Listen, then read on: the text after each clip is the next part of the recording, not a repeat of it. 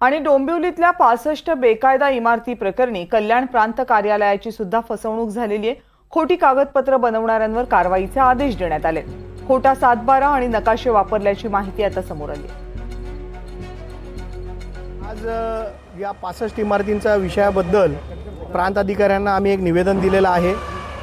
ज्या 65 इमारतीमध्ये बोगस कागदपत्र तयार करून फ्लॅट विकण्यात आले, त्याचबरोबर खोटे रजिस्ट्रेशन करण्यात आले, त्याच्यासाठी आज निवेदन आम्ही प्रांत अधिकाऱ्यांना दिलेलं आहे। या निवेदनामध्ये आमची मूळ मागणी अशी आहे की खोटे सातबारे आणि जे मोजणी नकाशे आणि एनएच्या कॉपी ज्या खोट्या लावलेल्या आहेत, त्यांच्यावर जसा महापालिकेने खोटे कागदपत्र तयार करणाऱ्यांवर विरोधात गुन्हा दाखल केला आहे, तसाच गुन्हा हे जे खोटे कागदपत्र जिल्हाधिकाऱ्यांचे तयार केलेले आहेत त्यांच्यावर देखील गुन्हा दाखल करावा अशी विनंती या पत्रामध्ये आम्ही केलेली आहे।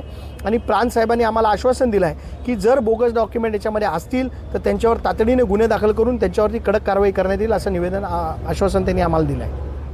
आणि या प्रकरणी आमदार राजेश मोरे यांनी ही प्रतिक्रिया दिली आहे। कोणीही बेघर होणार नाही असं आश्वासन त्यांनी दिलंय। खोटी कागदपत्र तयार करणाऱ्यांवर कारवाई व्हायला पाहिजे अशी मागणी कल्याण ग्रामीणचे आमदार राजेश मोरे यांनी केली।